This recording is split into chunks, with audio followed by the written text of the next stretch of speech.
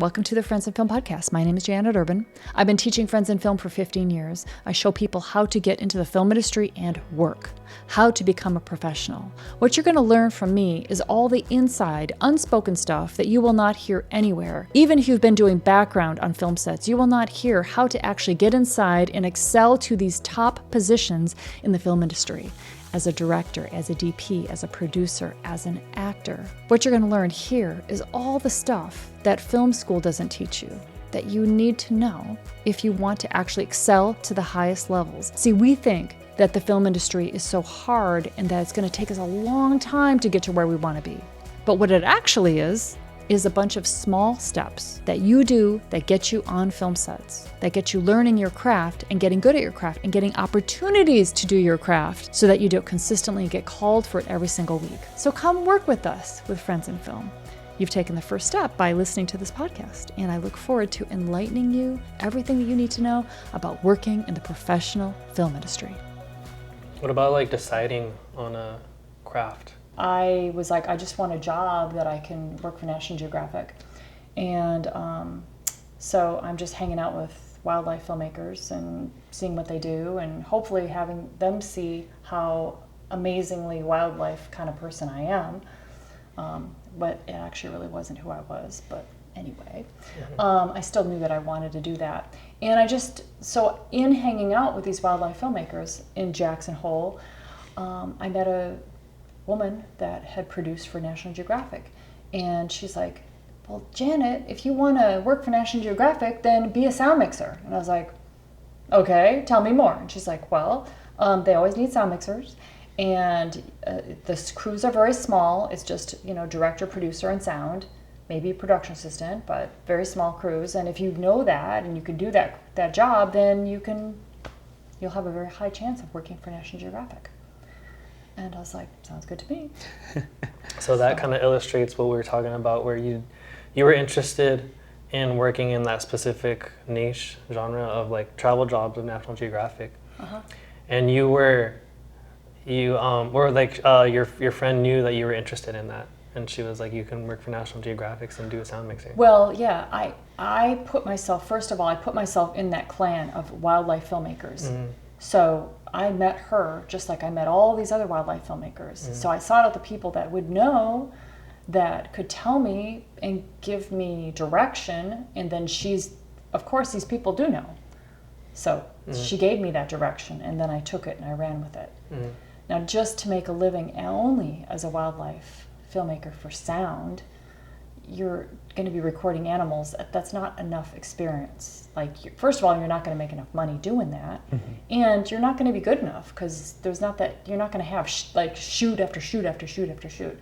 So I needed to come to Los Angeles to start working in the professional world to really learn sound, and then I could be trusted to be on a crew and miking people and getting the sound. You can't just go from wildlife sound and then now I'm working with people and dialogue and multiple people and equipment and traveling and packing and having enough batteries and all the things to actually pull it off, So I had to learn my shit, basically.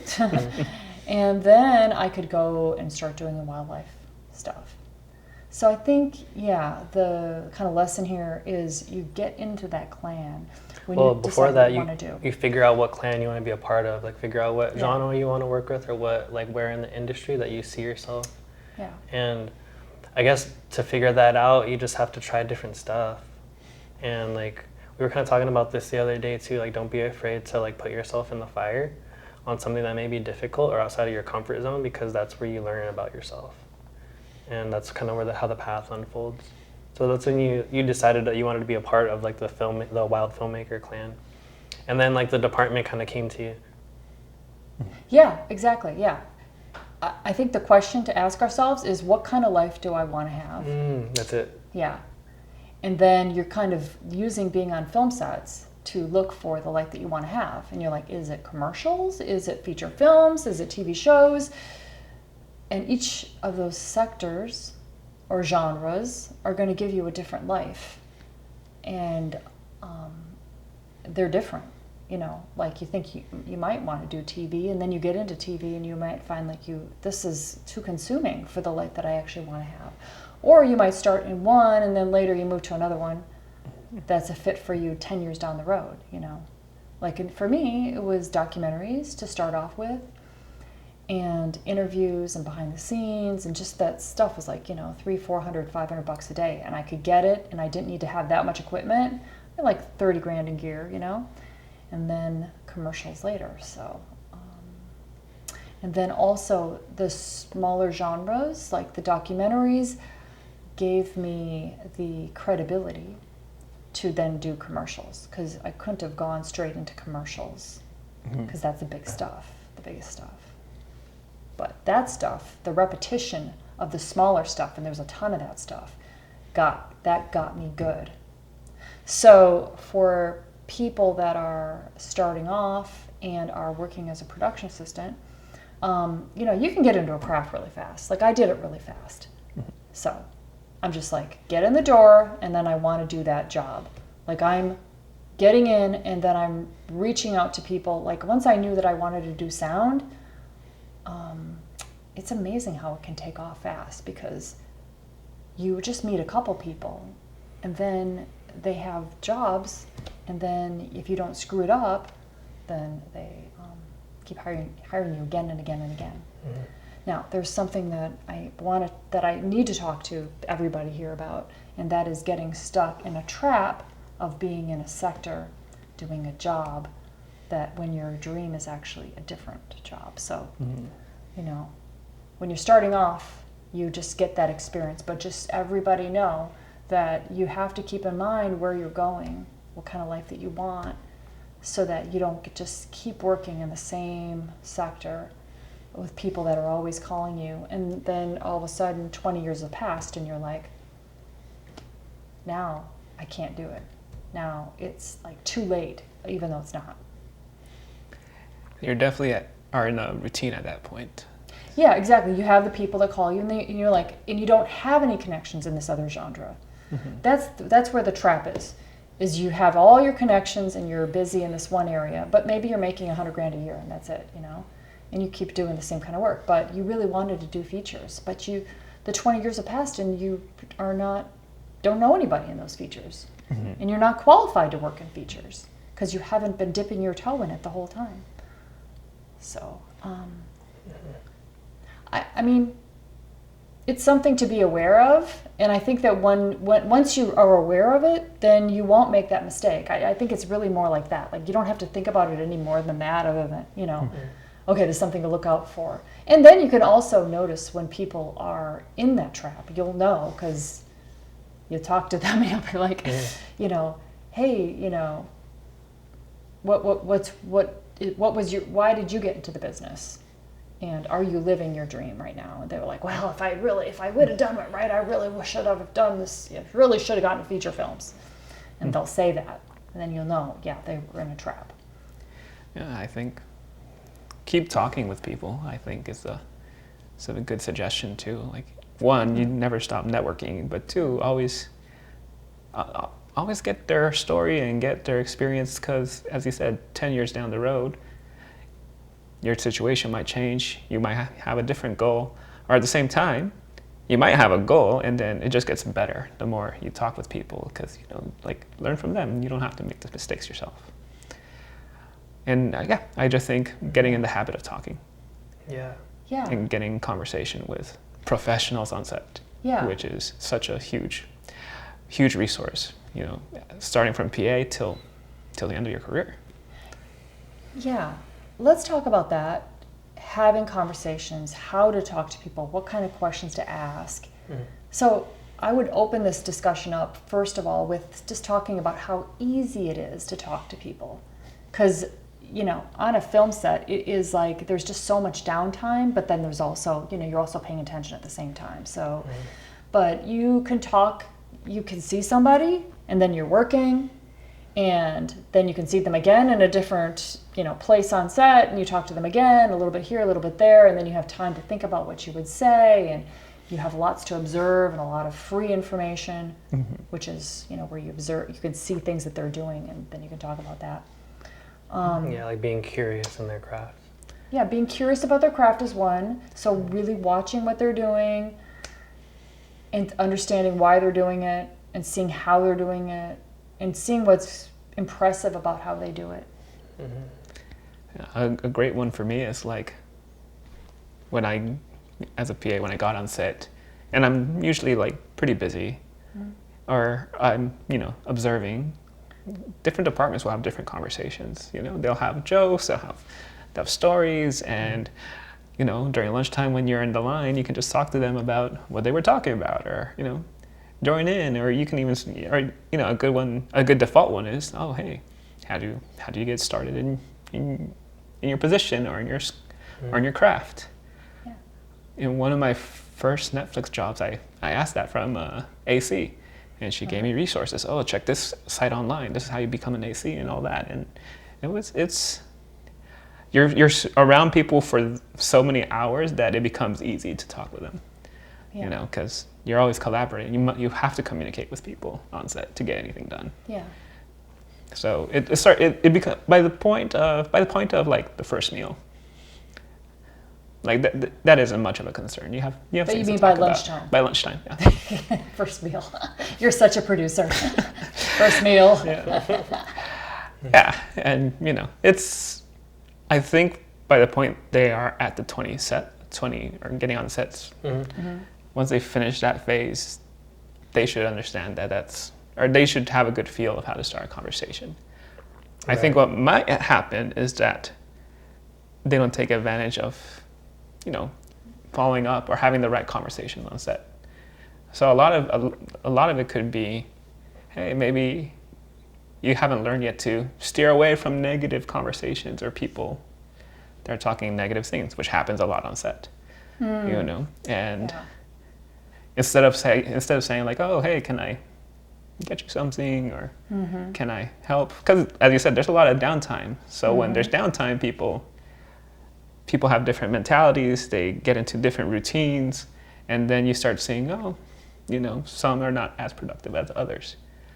And you'll see it with observation. You don't need to feel pressure to have a conversation right at the beginning. You're there a long time with those people. I can tell you that when people are kind of lazy in their questions to me, it's like, and I've heard it a million times, I'm kind of like, So like, how did you get started? It's a nice question, but I'm kind of like, okay, I know. They didn't have a lot of thought behind it. But I really like it when they have watched me and they're like, hey, was that a problem? Or were you thinking about that? Or, what were you guys thinking about when you did this certain thing? And then I really it just turns me on to be like a mentor to them. Like, I'm like, okay, well, the reason why is this. So it's like, I don't know what it is, but I really want to, I just want to answer them. It's like, I don't even think about it. I just start to talk to them. And then before we know it, we're in this conversation where the other one's like, hey, how did you get to where you are? And you're just like, okay, another person that just wants, I mean, it can even be like, they just want my job. They just want it without, wanting to know all the details. But I have a couple examples of that. One of them is between you and I, when we worked on that chase job together. It were raining, it was a freaking storm. And I remember I asked you and Lucian, the boom op, I was like, hey, is there a way to like keep the boom from getting wet? Like, is there like something? And then you were like, I saw you like dig into your mind, and you're like, oh yeah, there's this thing called like the pig's hair. Is that what's called, the pig's hair? Hog's hair. Hog's hair. And I was like, no way. And so like you guys taught me about that. I'm like, wow. And yeah, we were all enthusiastic to talk to you about that, right? Yeah. And then another example is, this is funny because what we're talking about, like feeling kind of pressured to talk to the department that you want to get into. I was kind of feeling that on that same job, talking with the art department, because like it had already been like 3 days, and I hadn't really interacted with them. And I was thinking like, dang, I gotta go like network. I gotta connect with people. And so that was kind of a worry for a little bit. But then I was like, wait, that's not what I should be focusing on. I'm here to do a good job as a PA. I'm here to do my job. It's okay. Like if that doesn't happen, there's gonna be other shoots. And then it's good. In that same day, like probably like 20 minutes later, I talked to like 2 of the people in the art department, and later on the day I talked with another. And it was funny because like we were walking and I saw the group of the art department guys, the set dressers and the lead man. They were taking a clock off the wall, and I was like, "How'd you guys put that up there?" Like, it was, and they were like, "Oh, like we used this thing and we had to use this. It was okay that we pulled it out this way because we talked to the locations guy and he said it was okay." And I'm like, "Wow, okay." And they was like, "Yeah, if it was at this building, we would have to do it in a totally different way." And so on our walk back to base camp, they were just schooling me on a bunch of stuff, and like we were building that connection. And so, and I was like, "Oh yeah, like I ran into that problem too." Like, so, you know, just like. Oh, that's what you said? Or? Oh, yeah. So, yeah, just like talking to them, it kind of just came, like the opportunity just arrived. Once I had that mental switch of like, wait, I'm just here to do a good job as a PA. And then like the opportunity came up. I was worrying about like, what am I going to say to them? Like, what am I going to do to like, how do I start the conversation with them? And then I just like shut all that off and just focused on my job, and then that's when the opportunity came up. Oh, this is so good. Yeah, because I think that's what we do. We're like, how am I going to how am I going to connect with them? And you're basically kind of go into your head. And so you just kind of decided to put that aside and let it happen naturally. And then, of course, it did, especially if you keep kind of walking past that place and seeing stuff happening or whatever. They always need help. Yeah. So they're going to need help, especially that department. But I think a way for me to think about it. So if it helps some people, for me, the different question is, can I go a full 12 hours working with, 20, 30, 40, 50 people without getting without starting that conversation? It's kind of hard. Like, how do you dodge so many opportunities? Like, it really doesn't happen. So that's how I took the pressure off. It's like reverse psychology. Oh, that's so fascinating. That is so cool. So you're just like, I'm not even going to worry about this because I can't help but talk to people. Actually, I mean, but that's what we're all here to do, is communicate and get the job done. Yeah. So of course it's going to happen. I like that. You have so many conversations a day. Yeah. What are you gonna like? I used to play baseball, so when I got on base, like when they get up to bat, I start thinking in like probabilities, like statistics. So for me, it's like I have to strike out 100 times in a day to not have a conversation about a craft. That's kind of hard, even if I'm, Those are like incredible odds. Yeah, those odds are pretty low. So, yeah, for me, that helped me take the pressure off of me, and then I could just be me on set, and then that's what people respond to. And I'm naturally curious. I want to be there. I want to learn everything. Everything was curious. Everything was interesting to me, so that helped a lot, especially in the beginning. I remember my first 2 or 3 shoots. I was nervous about that, or you were nervous, or anxious. I'd say anxious about the conversations I should be having on set. But so you had some pressure that you should be having on set. Yeah. Okay. But once you start getting busy, it's like you think about it at the end of the day. It's like, oh, I was worried about that. The day's already gone. And you're like, I actually ended up talking to a lot of people. Yeah, I think that being conscious about enjoying yourself on set and just enjoying yourself, like more than like actually being conscious of like, I am actually enjoying being myself on this set, getting paid around all these people. Like, you are over prepared if you're in this program. Like, when I got into sound, I basically memorized the entire manual of all the equipment. So when I got on those sets and I was like, oh my God, I'd never seen that microphone before. And oh, that piece of equipment. I mean, like, I gotta look that up on my manual. Like, I had the location sound catalog. So I was, looking at that. Oh, I've never seen that piece of equipment. That's supposed to be able to do this. That's supposed to be, and I was so into it. But I mean, this is our MO. We come in over prepared and we like memorize all this stuff and we are so into it because, that's how we roll. And then everybody wants to give you opportunities, but you definitely have to kind of deserve it. Yes. So you definitely deserve it. when you're over prepared like that and so passionate about it. What's also great is everyone else is having those conversations in those departments. So everyone is used to showing things off or teaching each other something new about the pack, or so they're excited about this cart, and Yeah. So you're in that environment already. So Yeah. it's a lot of the, you don't have to do so much work, or you don't think about it as work. Like, I'm in the environment of learning. I like to learn, and people like to teach, and people like to learn. It's a different environment. A lot of teacher, mentor, people discussing better ways of doing things all the time on set in all the crafts. And they're all excited about it. Oh, where'd you get that tape? Oh, I heard they don't have it there anymore, but you can get it over here. You can get it online for this price. It's like the smallest of things, and everybody is talking about all these things because it's a craft. These are crafts. And they were all in their positions. They were all PAs. That's how people learned. Yeah. Why did you you just had enough experience in the art department and you realized that it just wasn't for you? It just wasn't a good fit? Yeah. Yeah, I like the department, and as a producer, definitely very helpful to know about art. But it was the day-to-day. I saw, what are the kind of questions or things that they are interested in solving. And I started learning more and more. I started talking to some production designers, art directors, and the questions they were asking or had to figure out were the things I wasn't the most.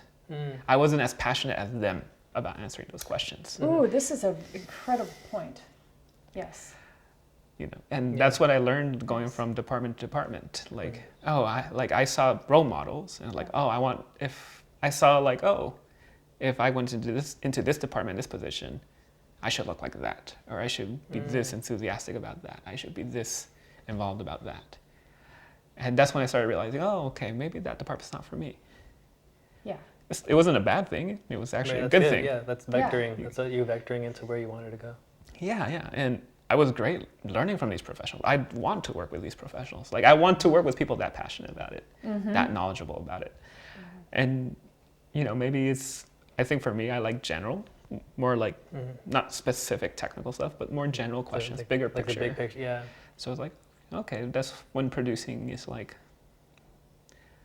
that's when it started saying, that's probably like producing then. Because when I talked to producers, we talked kind of in the same language.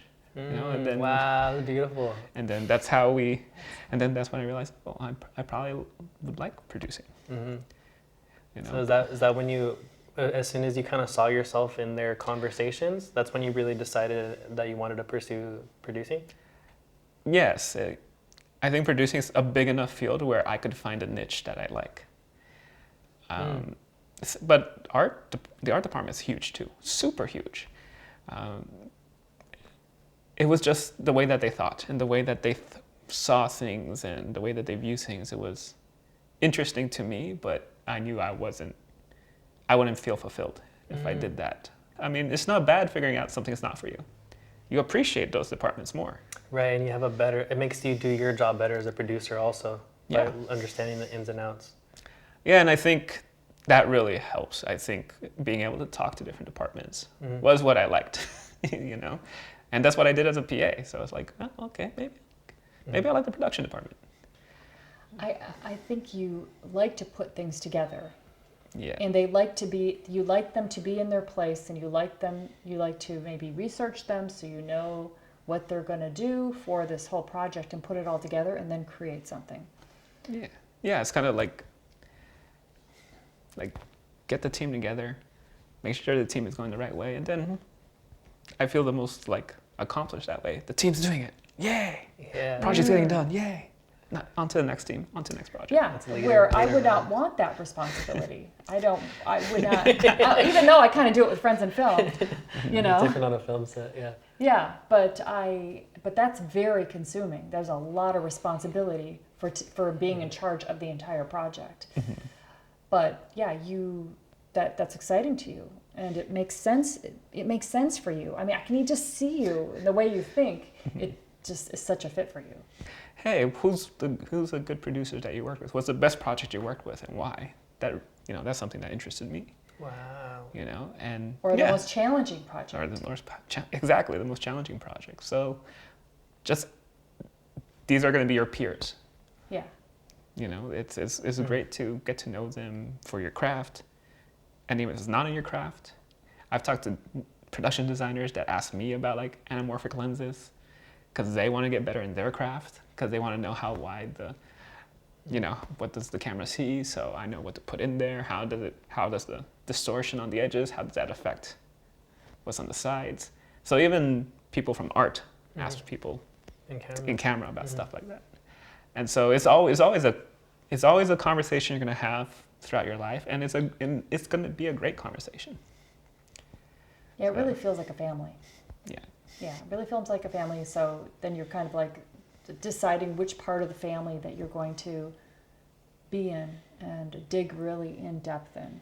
And like you were saying, you were with the art department. Yeah. What did you notice? So the first time that I like really like I saw my people, it was on it was on a Microsoft commercial I was PAing on, and there are these group of guys outside spray painting basketballs purple, and I was like, wow, they're getting paid to do that right now. And I go over and I start talking to them, and they're wearing like band shirts, like metalhead shirts, and I'm talking to them, and they literally sound like some of my best friends. Yeah. And so we just start vibing and stuff, and I was like, wow, okay, this is weird. This is where I belong, and so that's kind of how it happened for me, where I was like, wow, I see myself doing that. Yeah, I did feel that was the art department. Like, oh, this is awesome. This is great. Like, I love talking with them, you know, and I would love working with them.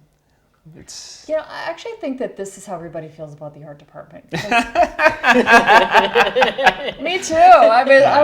I'm like, you know, can I just hang out with you guys? Like, their table when you have lunch is just so much fun, and they're so nice, and they're just like all just great. Mm-hmm. So it's like, you know, if you get to sit with the art department, you know, I mean, they're just the best. Yeah, I think camera's got a lot of pressure on them, and they're just like freaking exhausted at lunch, you know, like thinking about what they got to do. I think that's just a lot of pressure maybe in camera. Mm-hmm. And then sound.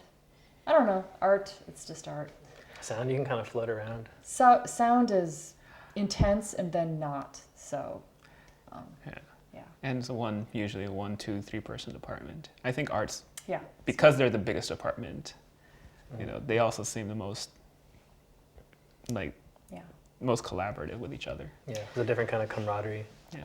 On the subject of opening conversations and talking to people, one thing I was thinking about was we're always dealing with environmental issues, and it impacts all the departments. So working in the wind, that's the art department's going to have stuff to say about that. The sound department has stuff to say about that. The camera department has stuff to say about that. Hair and makeup. I mean, all departments. Working in the heat, same thing, you know.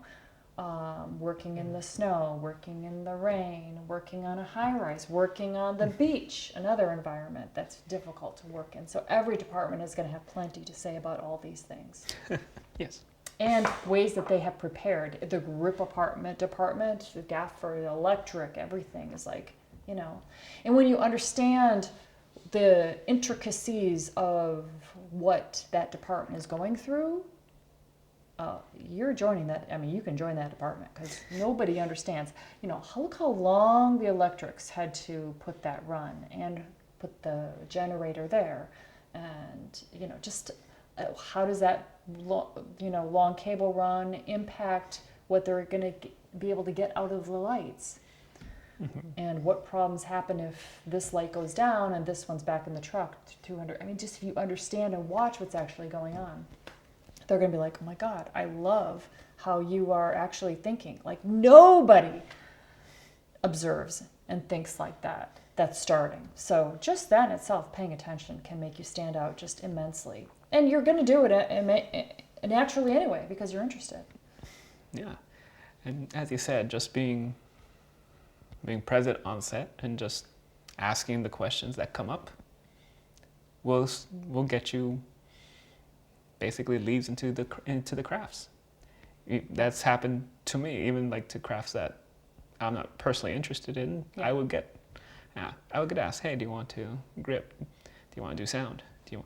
Because just from conversations on set, they'll start, because you show that you think that way and that you're reliable, you're a good PA, that you can be trusted with more things. Because you actually observe and you're a problem solver. Like, you can, even just asking the questions shows that, oh, hey, you're thinking about the logistics or how things actually work. Yeah, that's actually a great point. The better you are as a production assistant, the more opportunities that everybody's going to want to work with you. And then you have to choose and narrow it down. You have to actually start making decisions. No, I'm doing sound. No, I'm doing art. No, because you're going to have too much coming in. One of the mistakes that I hear from production assistants is that people who enter the film industry, as you know, they understand them to be production assistants, but what they don't realize is that they're so focused on getting on a union set as a production assistant that they don't get opportunities to work in departments. Yes. The question is like, I'm on the union set, why am I not getting on in the crafts? Yeah. And the answer is, you work on non-union for the crafts. Yeah, you're not going to get experience on a union set in the crafts. You cannot. So then they're like saying, well, but then how do you get on the non-union sets? Well, from this program, we know to seek out reality TV and non-union promos and indie films and non-union music videos. We're seeking out the people that have the non-union work and saying, hey, I'm non-union. If you need anybody, you just let everybody know. It's different when you have a magic list and you're actually working this magic list and you're keeping in touch with people. You know who's union, you know who's non-union. You're keeping in touch with people. You are just going to get opportunities coming out of your ears because you're out there. Like when you're just as a production assistant working on a union show, you're there all the time. And all you're doing is doing your PA job. Mm-hmm. So you will, you're not going to meet very many people. And it'll be a big mystery to you for how do you get experience in a craft. And it also feel like nobody will want to let you in, but that's because they can't, because it's a union job. Yeah, like on those, if you do work union on like a feature or something, then like the valuable thing about that is the relationships that you're building in the union world. But you need more than that to actually get into the craft. And that's what we're talking about here. Yeah. The relationships are good for when you become union yourself, and then you can go back onto those big shows. And that can happen pretty fast. I mean, you could be working on a non-union project in a certain department, and then it turns union. So they flip it. Mm-hmm. And then all of a sudden you get an opportunity to join a union, and now you're union. Mm-hmm. Like within a year, you can be union. But it happens all the time. It does. It's happened. There's people that I've worked with that's happened to them, and it's a decision they have to make. A lot of times, they have not done the boomerang method. So because they're not prepared for it, if they accept the union jobs, but no one in the union knows them, they should have been doing the boomerang method. So when that does happen, it's actually a benefit to them to be part of the union. That's a great point, because once you are joining the union, you want to get more of that work. But if you have no connections there, then nothing happens cold in this business. So really, I think the combination of working as a production assistant and doing a great job and being pulled into these departments, and that combined with the magic list, where every single person that you're working with, you're putting them on your magic list. You might even research to see what they've done, so you have plenty of information to talk to them with. You're writing down, where they live and maybe what kind of music they like, or if they like to do art, or if they like coffee, or interests that they have, so that you have more that you can talk to about when you reach out to them. This is a lot more work, but this is people that, for me, it's like I love these people, so I want to know about them, to remember things about them, because I want to show them that I love them. So a magic list is really a big part of it. The combination is very powerful. When I realized that that's part of having a great career in film, that was such a great, that was like an eye-opener. I was like, just by being a good person and a good friend, you can go far in this industry? Really? That's the job? And I was like, that sounds too good to be true. Like, I knew it was true, but it was surreal, you know, like that's part of it. I mean, that's an amazing life that I would like to have. And that's what was really, really attractive about working in film. I'm working with my friends. I'm working with people I like. I get to ask them about their life and be involved in that way. Your career is based off of how you communicate, how you reach out, how you network. How you keep in touch with people, how you remember what's up with their lives, and how you love them. Yeah, it's not this is not a career if you want to be isolated by yourself. No, this is a people business. That's why it's called a people business. But, you know, I never even really thought of myself as a people person, but I do love people. And when you spend time with them, you just do start to love them. And that is, I think, what makes this business so rewarding. Like, if you ask anybody that's been in the business for 20, 30 years, and you ask them, hey, what are you going to miss when you retire? They will always say, oh, it's the people. The people are just so great. And when you ask people that leave the business for a while, and they go, like, work for Amazon or something, and then they come back, and you're like, hey, welcome back. How you been doing? They're like, great. They're like, I'm so glad to be here on a set. Like, and it's like the people. I missed all my friends. Yeah. So you can use the boomerang method to get into a craft and also to get into the union? Yes. Yeah. So the boomerang method you use to get into a craft, because it'd be the non-union sets that you're going to get into the craft on. And then you work in the union sets to make those relationships so that once you join the union, then you can call up all your friends and say, I was waiting for you to become union. Now they can start hiring you. They couldn't hire you in that craft until you became union. And it shows that you're proactive. It shows them that you're more than just talk. Because everyone can say, oh, I want to be this, I want to be that. Yeah. But when you can say, hey, I want to be this, and I've done this to and I'm doing it this weekend. Yes. People say, oh, okay, he's doing it. Like, he's not, like, there are so many people that is asking for a job. Yes. But you're showing that you're going to go get the job. You care enough about your own career. And so they feel comfortable working with people like you or referring people like you. Because guess what? When they refer you to their reference, the last thing that reference want to hear, or that they want to hear back from the reference, is like, why is he asking me for a job, like other jobs? He should be worried about his career, I'm not me. You should just be good in your craft when you get referred to somewhere else. And, you know, you'll get referred if you're good. So it's a different attitude. It's the attitude of someone who can do it, and it shows up in everything that you do. It's the attitude of somebody that can do it, that is doing it, that's seeking it out, that doesn't expect any handouts. You know you're good. You're building your experience all the time, and you're going after it. And it seems so obvious, but it's not. Many people want to get into a craft and they just want somebody to teach them. And they don't want to have to do anything. And they're not proactive. So they're like, oh, I would love to do that. If you ever need an assistant, I'm like, what have you done? And it's always nothing. I mean, it's always nothing. What the hell? It sounds obvious once you're in the program. But so many people that are not in the program, that's where they get stuck at. They don't understand that you have to go do it. Here's another one. They'll say, ask the person on that set what I should be doing or if they need an assistant. They'll send their friend onto set to ask them if they can get them a job. And they're not even there. That's even worse get a factor. It's like, I don't even know how you work. I don't even know who you are. And then your friend is asking for a favor for me to hire you, and I don't even know you.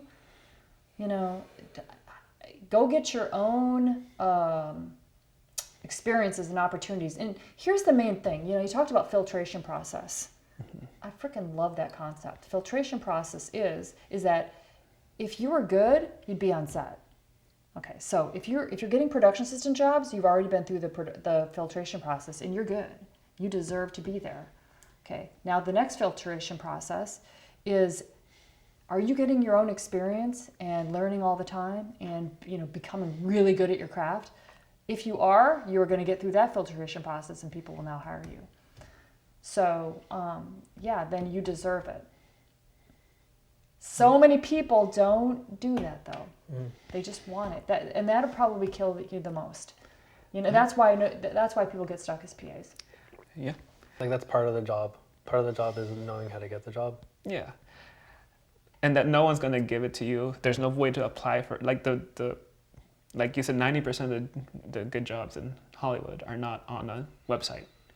But most people are so used to having a resume, applying that way, but that's not how it goes. So part of the vetting process or the filtration process is, do you understand that there's a difference here? Yeah. Yeah, you don't apply for jobs and you don't ask people to hire you. You get invited in. You might casually say, hey you guys, I'm doing art department now, or I'm doing sound now. Here's my information if you need it. It's all very soft sell. Yeah, an example of that. So an example of the boomerang between the 3 tiers of like freebies, non-union professional stuff, and union stuff is when you get to this point in the program where you're full-time as a PA and you're ready to go into a craft. What I did is I was doing art department stuff on indie films and student films.